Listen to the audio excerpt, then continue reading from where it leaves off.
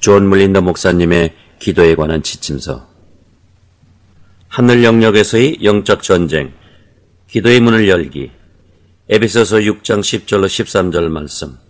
끝으로 너희가 주 안에서와 그 힘의 능력으로 강건하여지고 마귀의 간계를 능히 대적하기 위하여 하나님의 전신갑주를 입으라.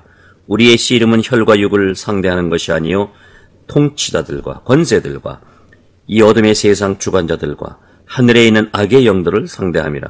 그러므로 하나님의 전신갑주를 취하라. 이는 악한 날에 너희가 능히 대적하고 모든 일을 행하는 위에 서기 위함이라. 오늘은 영적 무기인 전신갑주와 우리가 기도할 때 일어나는 영적 현상들에 대해 나누겠습니다. 오늘날 많은 기독교인들은 성경을 믿습니다. 그러나 그들은 영적 무기의 필요성을 모릅니다. 그들은 영적 전쟁에 필요한 무기에 대해 읽고 그것들에 대해 말하는 것은 좋아하지만 그들에게 마지막으로 전신갑주를 입은 것이 어느 때였습니까? 영적 무기를 어떻게 사용해야 하는지 아십니까? 매일매일 일상생활 속에서 그것들을 어떻게 사용해야 하는지 아십니까? 라는 질문을 하면 실제적으로 전혀 분별하지 못하고 있습니다. 하나님은 우리가 그렇게 영적으로 무지한 것을 원하시지 않습니다. 사도 바울은 고린도서에서 말했습니다. 사단이 너희를 이용하도록 너희가 영적인 일에 무지하기를 원치 아니하노라. 우리가 무지한 상태라면 사단이 우리를 속일 수 있기에 알고 있어야 하는 영적 지식의 영역이 있습니다. 지금 영적인 무기들과 그것들을 어떻게 사용해야 하는가를 자세히 말할 수는 없습니다. 우간다에서 우리는 이 문제만을 해결하기 위하여 일주일을 꼬박 배우고 적용했습니다. 하나님, 우리는 지식을 원하는 것이 아닙니다. 생활에 사용할 수 있는 지혜를 주시옵소서. 우리는 승리자가 되고 싶다고 저희는 간구했었습니다. 저는 여러분께 사단의 종로로 타다가 구원받은 어떤 사람의 간증을 여러분들에게 들려드리고 싶습니다. 이 청년의 간증은 제게 큰 도전을 주었습니다. 그의 간증 내용을 믿고 싶지 않았었습니다. 그래서 10일 동안 금식을 하며 하나님께 물었습니다. 주님, 그가 한 간증이 사실입니까? 주님은 그때 우리가 기도할 때 영적 전쟁에서 어떤 일이 일어나는지 가르쳐 주셨습니다. 그 청년이 태어나기 전에 그의 부모는 그를 이미 루시퍼에게 바쳤습니다.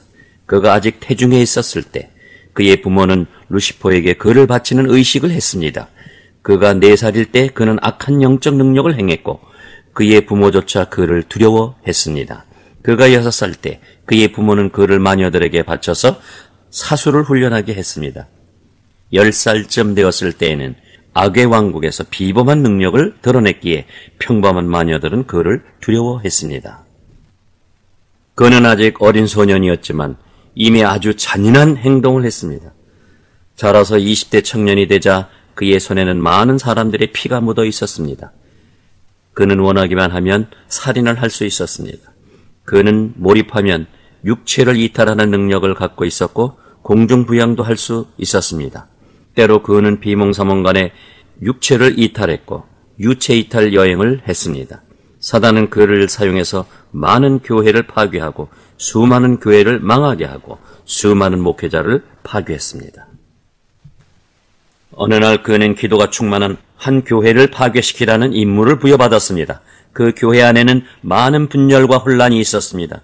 그가 이 교회를 파괴하라고 할 때 그 교회 목회자는 교인 전체에게 금식을 선포하고 기도하게 했습니다. 교회가 금식할 때 많은 사람들이 회개하고 화해를 했으며 연합되어 그들 가운데 행하시는 하나님의 사역을 위해 중보하기 시작하였습니다. 그들은 지속적으로 중보하며 하나님께서 그들의 삶의 자비를 베푸시기를 간구했습니다. 교회가 그렇게 기도하고 있었을 때 이 청년은 반복적으로 그 교회를 대적하는 악한 영을 그곳으로 보냈습니다. 교회 안에 교인들이 일어나서 대적하는 어둠의 영을 파쇄해야 한다는 예언의 말씀이 풀렸습니다.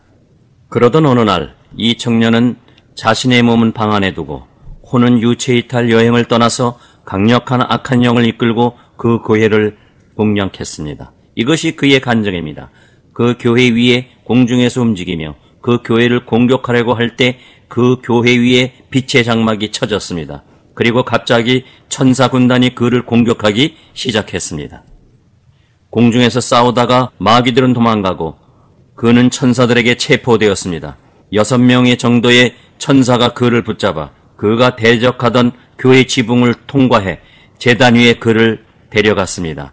교인들은 깊은 기도로 들어가 악한 영을 꾸짖고 마귀를 쫓아내는 영적 전쟁을 하고 있었습니다.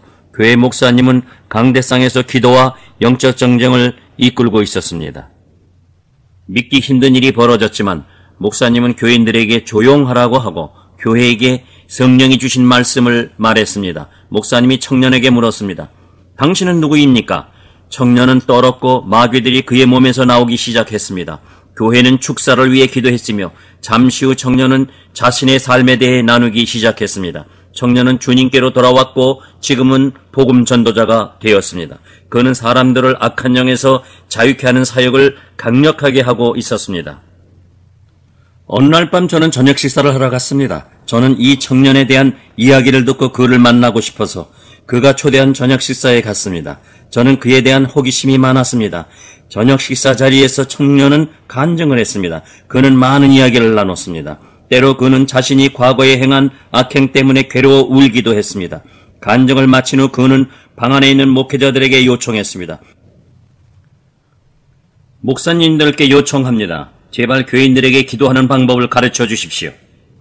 기도할 수 없는 사람들은 어떤 것이든 받아들이게 됩니다. 사단이 주는 어떤 것이든 받아들이게 됩니다. 마귀들은 그런 사람의 삶과 기도를 착취하는 방법들을 갖고 있습니다. 사람들은 기도하는 방법을 모릅니다. 사람들은 문자적으로 기도하고 마귀는 그들의 기도를 착취하는 방법을 알고 있습니다. 그런 일들에 대해 나누겠습니다. 성도님들께 하나님께서 주신 영적 가문을 입는 법을 가르쳐 주십시오. 그는 자신이 다른 악한 영들과 사단의 졸개들을 이끌고 공중에서 어떻게 도둑질을 했는지를 설명해 주었습니다. 어둠의 세력들은 사람들이 교대 근무하듯 조를 짜서 교대로 공격을 했습니다. 그는 정기적으로 정해진 시간에 하늘 영역에서 영적 전쟁을 했습니다. 그는 말했습니다. 하늘에서, 즉 영적 전쟁이 어둠의 덮개로 덮여 있다면 그 덮개는 그 지역 전체를 아주 두껍게 덮고 있으며 덮개는 마치 바위와 같이 단단합니다. 그런 덮개가 전 지역을 덮고 있다면 영들이 그 어둠의 덮개 위와 아래에서 움직이며 그 아래에 있는 땅의 영향력을 행사할 수 있습니다. 악한 영과 악의 하수꾼 노릇을 하는 인간이 사단을 섬기는데 그들은 정해진 시간에 땅에 내려가서 역사합니다. 그들은 심지어 자신들의 영을 상쾌하기 위해 물을 마시기도 하는데 그들이 마시는 물은 사람들이 제단에 바치는 희생 제물들입니다. 그것들은 사수를 행하는 자들이 바친 희생 제물이거나 피의 희생 제물들로 낙태와 전쟁 그리고 인신 제사 제물, 동물 희생 제물을 포함합니다. 사람들의 온갖 변태와 음란한 행동 같은 성적 부도덕한 행위도 악의 세력들에게 힘을 실어주는 제물이 됩니다. 많은 종류의 제물들이 있습니다. 그는 많은 것을 설명해 주었는데 저는 그의 말을 듣고 마음이 불편해졌습니다. 그는 자신이 공중에 있을 때 기독교인들이 기도를 하면 그 기도는 3가지 형태로 나타난다고 말했습니다. 연기처럼 보이는 기도가 있는데 그런 기도들은 빙빙 돌다가 사라져버린다고 했습니다. 그런 식으로 기도하는 사람들의 기도는 늘 그렇게 연기처럼 사라진다고 했습니다. 그들은 자신들의 삶에 죄가 있으면서 그 죄를 다루려고 하지 않는 사람들이라고 합니다. 그런 사람들의 기도는 너무 약해서 이리저리 불려다니다가 공중에서 사라진다고 합니다. 어떤 사람들은 기도가 일어나서 바위 같은 어둠의 덮개까지 이르지만 그 바위를 뚫지 못한다고 합니다. 그런 사람들은 자신들은 정결하지만 기도할 때 믿음이 부족하다고 합니다. 그들은 기도할 때 사용해야 하는 다른 중요한 요소들이 부족한 기도를 한다고 합니다. 3번째 형태의 기도는 불로 가득 찬 연기 같다고 합니다. 이런 기도는 일어나면 너무 뜨거워서 바위에 닿으면 바위를 왁스처럼 녹여버리고 바위를 뚫고 나간다고 합니다. 사람들이 처음에 기도를 시작하면 연기처럼 약한 기도를 하지만 그런 기도를 지속하다가 보면 기도가 바뀌어져서 2번째 기도가 되고 더 기도를 계속하면 갑자기 기도에 불이 들어가며 기도가 아주 강력해져서 바위를 뚫는다고 합니다. 어둠의 영들은 성도들이 기도하는 것을 보다가 기도에 불이 들어가기 시작할 때에 서로 짜고 기도하지 못하게 딴 생각이 들게 하라 고 지시해서 기도를 중단시켜서 성도가 기도에 집중하지 못하게 하고 다른 일을 하게 합니다. 많은 경우 성도들은 이런 방해를 받으면 기도를 포기하기도 하지만 그들은 또한 침노하며 회개하고 말씀으로 영을 세우고 믿음을 세워나아가서 기도의 초점을 명확히 하고 집중적으로 기도하기 시작합니다. 그러나 어둠의 영들은 성도들이 기도가 강력해질 때 방해를 하기 시작합니다. 때로는 강력한 기도 중에 전화벨이 울리게 하면 사람들은 전화를 받고 와서도 그렇게 강력한 기도에 다시 몰입할 줄 알고 전화를 받는데 그럴 경우 처음부터 다시 시작해야 합니다. 마귀는 그것을 노립니다. 때때로 방해는 신체 일부에 고통을 주어서 그 부분을 만지게 하는 것일 수도 있습니다. 배가 고파서 식당에 가서 요리를 하고 다시 오게 하는 것일 수도 있습니다. 기도의 장소를 떠나게 하는 온갖 종류의 방해를 합니다. 기도의 장소를 떠나게만 할 수 있다면, 그리고 기도에 집중하는 것을 방해하게 할 수만 있다면 어둠은 승리할 수 있습니다. 성도들에게 기도하는 방법을 가르치십시오. 그저 편안하게 하는 기도 외에 시간을 정해놓고 기도하라고 하십시오. 편안한 기도는 언제든지 할 수 있습니다. 하루에 한 번은 하나님께만 전심으로 집중하는 시간을 가져야 합니다. 아무 곳에도 방해받지 않아야 합니다. 사람들이 이런 식의 기도를 지속적으로 기도하면 영적으로 깨어나기 시작하고 계속 기도해 나간다면 영이 강력해지면서 기도에 불이 들어가서 바위가 녹습니다. 바위가 녹기 시작하면 뜨거워서 악한 영이 견디지 못하며 어떤 인간의 혼도 견디어내지 못하고 도망갑니다. 영적 영역에서 구멍이 뚫리면 기도할 때 겪었던 모든 고통이 사라지고 기도가 갑자기 아주 쉽고 즐거운 것이 되며 강력해지고 집중적이 됩니다. 그럴 때 사람들은 보통 시간이 얼마나 흘러가는지 모르게 됩니다. 무질서해지는 것이 아니라 하나님께서 시간을 주장하시는 것입니다. 모든 것을 내려놓고 오직 하나님하고만 연합된 것 같습니다. 그럴 때 기도는 아무런 저항도 받지 않고 뜨겁게 됩니다. 기도하는 사람은 아무런 방해 없이 하고 싶은 만큼 기도를 할 수가 있습니다. 기도를 끝내고 난 후에도 어둠의 구멍이 여전히 뚫려 있게 되며 기도하는 사람이 기도 자리를 떠나도 그렇게 하늘은 그 사람 위에는 열려 있게 됩니다. 그런 사람들은 어둠의 덮개 아래 움직이지 않게 됩니다. 그들은 열린 하늘 문 아래서 움직이게 됩니다. 마귀는 그런 사람들에게는 아무것도 할 수가 없습니다. 하나님의 임재가 마치 하늘로부터 기둥처럼 내려와 그런 사람들의 삶을 덮습니다. 그들은 보호를 받고 있으며 그 기둥 안에 아주 강력한 힘이 있어서 그들이 움직이면 하나님의 임재가 다른 사람들을 만집니다. 그 안에서 악이 다른 사람 안에서 어떤 것을 했는지도 파악하게 되며 그들이 다른 사람과 말하면 그런 사람까지도 임재의 기둥으로 들어오게 하며 어둠의 모든 멍에가 약해집니다. 이렇게 영적 돌파가 일어난 사람들이 예수 그리스도에 대해 안 믿는 자들과 나누면 불신자들이라도 이런 사람들에게는 저항감이 별로 일어나지 않기에 복음을 전하기가 쉽습니다. 이들이 치유를 위해서나 다른 기도를 할 때 하나님의 임재는 임재 없는 경우와 아주 큰 차이를 만듭니다. 사단은 그런 사람들을 싫어합니다. 장기적으로 기도가 드려진 장소에는 하나님의 임재가 내려와 머무르게 됩니다. 하나님을 모르는 사람들이라도 그런 곳에 가면 갑자기 모든 멍에가 약해집니다. 누군가 그들에게 인내심을 가지고 사랑으로 사역을 하게 되면 불신자들을 쉽게 주께로 이끌 수 있습니다. 인간의 노력이 아니라 그곳에 계시는 하나님의 영이 그렇게 하십니다. 아무도 이렇게 주님의 임재의 장소에 들어온 사람을 방해하지 않는다면 그들은 하나님의 임재 안에서 죄를 깨닫게 되고 주님께 순복할 것인지 내적 갈등을 겪는다고 합니다. 이런 사람들이 주께로 나오도록 인도되지 않으면 그들의 멍에는 더욱 견고해져서 사단은 이런 불신자들이 그런 환경 속으로 들어가지 못하게 하려고 더 강력하게 방해합니다. 만약에 그 사람의 약점이 분노하는 것이면 다른 사람들을 이용해서 그 사람이 크게 화를 낼 일을 만듭니다. 그때 성령께 민감하지 않으면 그는 분노하게 될 것이고 주님으로부터 눈을 떼어서 화를 내고 몇 분 지나지 않아 다시 주님의 기쁨의 옷을 입고 싶어 하지만 다시 기쁨을 느낄 수가 없게 됩니다. 편안한 기쁨을 느끼려고 해도 마음이 편안해지지 않게 됩니다. 왜 그럴까요? 그가 유혹에 넘어가 있을 때 어둠의 세력은 하늘로 향한 문을 닫으려고 합니다. 바위를 다시 제자리에 놓으면 임재로부터 끊어지고 사람들은 하나님의 자녀로 살아가지 못하게 됩니다. 삶에 주어진 그 특별한 기름 부음은 노력하지 않아도 쉽게 하나님의 역사를 경험하게 하는 임재에서 끊어집니다. 그들은 연약함 가운데 다시 해보려고 하지만 성적인 유혹 같은 약점에 넘어가도록 사단은 사람들과 사건을 만들어서 그들이 그런 유혹에 넘어가도록 욕정을 불러일으킵니다. 유혹에 넘어가고 난 후에 다시 기름 부음을 회복하려고 하면 이미 사라져버리고 없습니다. 어쩌면 당신은 그런 일은 옳지 않다라고 할지 모르지만 성경 말씀을 기억하십시오.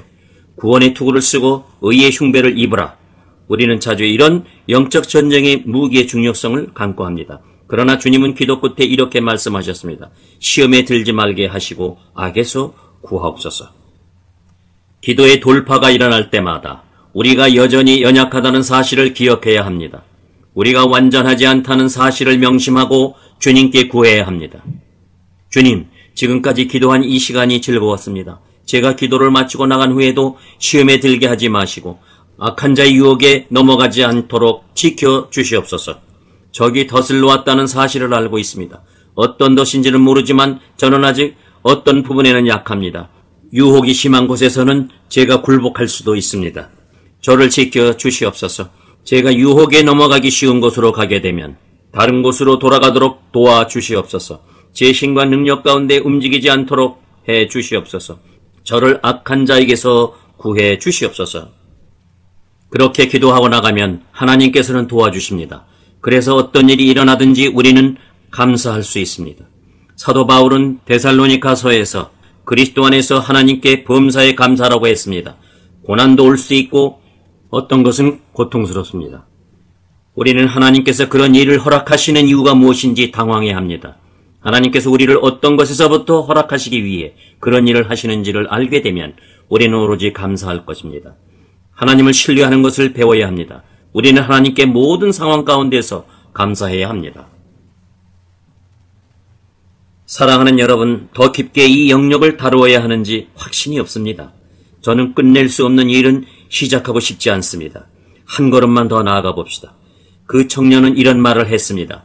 돌파된 기도는 언제나 응답된다고 합니다. 돌파된 기도가 응답되지 않는 것을 본 적이 없다고 그는 말했습니다. 그러나 기도가 응답되어도 기도를 한 사람에게 응답이 이루어지지 않을 수 있다고 합니다. 그 이유는 하늘을 다시 막고 어둠의 바위가 다시 막아서면 어둠의 세력은 그 사람을 지켜본다고 했습니다. 그 다음에 그 청년이 한 말은 제 믿음을 흔들어 놓았습니다. 그가 그 다음에 한 말 때문에 저는 너무 놀라 열흘 금식으로 들어갔습니다. 주님께 그의 말이 사실인지 그리고 그의 말이 입증될 수 있는지를 묻는 금식 기도를 한 것입니다. 그 청년은 기독교인들에게는 돕는 천사가 있다고 했습니다. 성경은 천사가 돕는 영이라고 합니다. 사람들이 기도하면 기도 응답을 천사가 가져다 준다고 합니다. 응답을 가져오는 천사에 대해서는 다니엘서에 나옵니다. 그리고 그 청년은 정말 받아들이기 힘든 말을 했습니다. 기도하는 사람이 정말로 영적 전신갑주를 알고 전신갑주로 옷 입고 있다면 영적 전신갑주를 완전히 입고 있는 천사가 응답을 가지고 온다고 합니다. 기도하는 사람이 영적 갑옷에 관심이 없다면 천사도 영적 갑옷 없이 온다고 합니다. 기독교인들 중에 자신들의 마음속에 어떤 생각이 들어오는지 관심이 없고 마음을 지키려는 전쟁을 하지 않는 사람들은 천사가 투구 없이 온다고 합니다. 이 땅에서 당신이 어떤 영적 무기를 소홀히 여기면 당신을 돕는 천사도 그런 상태입니다. 다시 말해 영적 무기는 우리의 몸을 지키는 것이 아니라 우리의 영적 전리품을 지키는 것입니다. 천사가 올 때 악의 세력은 갑옷이 없는 부분을 지켜보고 천사의 그곳을 공격한다고 합니다. 투구가 없으면 머리를 치고 의의 흉배가 없으면 그곳을 공격합니다. 신발이 없으면 악의 세력은 불을 만들어 천사가 불을 걸어 다니게 만듭니다. 저는 그가 한 말을 그대로 전하고 있습니다. 우리는 사실 그에게 물었습니다. 천사가 불을 느낄 수도 있나요? 그는 이렇게 말했습니다. 우리가 영적 영역에 대해 말하고 있다는 사실을 명심하십시오. 영적인 존재가 다른 영적 존재와 싸우는 것에 관한 것입니다. 둘 사이에 팽팽한 전쟁이 벌어집니다. 어둠이 하나님의 천사를 이기면 천사가 갖고 있던 응답을 빼앗아서 사수를 하는 무리에게 준다고 합니다. 그래서 사람들이 점술과나 무당을 통해 이런 것을 받았다고 말하는 것입니다. 야고보서에 의하면 모든 좋은 것이 하나님께로부터 온다고 합니다. 그렇다면 사단은 어디서 그런 것을 얻어서 사람들에게 주는 것일까요? 불임인 어떤 사람들은 무당이나 악마 숭배자에게 가서 주술 행위를 하고 임신을 합니다. 악인은 어디서 오는 것일까요? 사단에게 창조력이 있습니까? 아닙니다. 그들은 끝까지 기도하지 않는 사람들에게서 훔치는 것입니다. 그래서 성경은 쉼없이 기도하라고 합니다. 그리고 주님은 말씀하셨습니다. 인자가 올 때 누가 믿음을 갖고 있겠느냐? 그때도 당신은 주님을 기다리고 있을까요? 아니면 당신이 기도하며 기다렸던 것을 사단이 뺏어가도록 하겠습니까? 그 청년은 어둠의 세력이 기도를 빼앗아 갈 뿐만 아니라 천사를 붙잡아 두려고 한다고 했습니다. 어둠의 세력은 천사와 싸우다가 때로는 천사를 묶는 데 성공하기도 한다고 합니다. 그렇게 되면 이 땅에서 그 천사의 보호를 받아야 하는 사람은 무방비 상태로 적에게 노출되어 영적 사역을 할 수 없게 된다고 합니다. 천사가 어둠의 세력에 의해 포로로 잡힐 수 있다는 것입니까? 라고 저는 물어봤습니다. 그가 이런 간증을 했던 시점에서 그는 아직 성경에 대한 지식을 많이 갖고 있지 않았습니다. 그는 그저 자신의 경험을 말하는 것이었습니다. 어둠은 천사를 오랫동안 잡아두지 못한다고 합니다. 다른 기독교인들이 기도하면 도움이 와서 천사가 풀려난다고 합니다. 만약 책임을 갖고 있는 기독교인이 끝까지 기도하지 않으면 그는 포로로 잡혀 있다고 합니다. 그러면 천사는 수하의 어둠의 영을 빛의 천사로 가장시켜 그에게 보낸다고 합니다. 그러면 미혹이 들어오고 거짓 비전, 거짓 예언, 거짓 리더십을 갖게 되는 것입니다. 거짓 리더십이란 영적으로 잘못 인도받으며 온갖 잘못된 결정을 하는 것입니다. 그런 사람은 많은 경우 온갖 종류의 공격을 받고 묶임을 갖게 됩니다. 저는 그와의 저녁 식사 후에 아주 불편한 마음을 갖게 되었습니다. 저는 주님께 물어보았습니다. 주님, 저는 이 청년이 한 말을 전혀 믿고 싶지가 않습니다. 제가 느껴왔던 모든 안정감을 다 무너지게 하는 말입니다. 제가 주님을 10일간 금식하며 찾을 때 주님은 두 가지를 해주셨습니다. 주님은 그 청년의 말을 확증시켜 주셨을 뿐만 아니라 제 눈을 열어 우리가 장악당하지 않고 승리하려면 어떻게 해야 하는지를 알려주셨습니다. 세 가지를 알아야 하며 이 세 가지를 잘 알고 있어야 합니다. 첫째, 영적 무기들을 어떻게 사용할 것인가 알아야 합니다. 성경은 그것들이 하나님의 전신갑주라고 말합니다.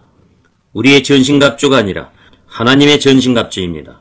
우리가 그것들을 사용하면 우리는 하나님이 우리 대신 싸우도록 하십니다. 둘째, 우리의 영적 삶에 있어서 천사와 돕는 영의 관계를 알아야 하며 그 관계에 민감해야 합니다. 우리의 마음에 일어나는 일들에 민감하게 깨어서 우리의 관계된 영적 영역에 어떻게 대처해야 하는지 알아야 합니다. 세 번째는 성령입니다. 성령은 우리의 하인이 아니십니다. 천사는 우리를 돕는 일을 합니다. 성령은 우리의 필요를 아버지께 말하며 심부름하시는 분이 아닙니다. 그것은 천사의 일입니다. 성령은 우리 곁에서 서 계십니다. 무엇을 하고 계실까요? 우리를 인도하고 가르치시며 이끌고 계십니다. 우리가 올바로 가도록 돕고 계시며 말씀하십니다. 기도해라. 우리는 아직 기도 시간이 아닙니다. 라고 반응을 합니다. 사실 성령께서는 앞으로 다가올 위험을 보시고 말씀하십니다. 성령께서는 때로는 내일은 금식해라 라고 하십니다. 이런 위험한 일이 영적 영역에서 일어날 때 성령은 미리 준비시키려고 하십니다. 우리는 성령의 인도에 민감하게 반응해야 합니다. 내일 금식해라 하시는데 월요일부터 할게요 라고 반응하면 안 됩니다. 성령께서는 영적으로 어떤 상황이 다가오고 있는지 알고 계십니다. 우리는 성령이 인도하실 때 민감하게 반응해야 합니다. 성령께서는 우리를 의의 길로 인도하십니다. 사랑하는 여러분, 우리는 이것에서 더 나아가야 합니다. 다음에는 어떻게 영적 전쟁을 염두에 두고 돌파하는 기도를 할 수 있는지 나누겠습니다.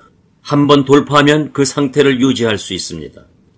그렇게 되면 그 상태를 즐길 수 있습니다. 우리가 알아야 하는 것은 전쟁은 우리의 것이 아니라 하나님의 것이라는 것입니다. 일어섭시다. 누군가의 눈을 보고 하나님께서 주시려는 축복을 그 사람이 얼마나 많이 놓쳐왔는 것인지를 헤아려 보십시오. 두세 사람이 손을 잡고 서로에게 말씀하십시오. 이제 더 이상 전쟁에서 지지 않아도 됩니다. 우리는 승리할 수 있습니다. 승리할 힘이 충분히 있습니다. 주님의 은혜가 충분하기에 우리는 실패하지 않아도 됩니다. 승리할 충분한 힘이 있습니다. 주님 감사합니다. 아멘.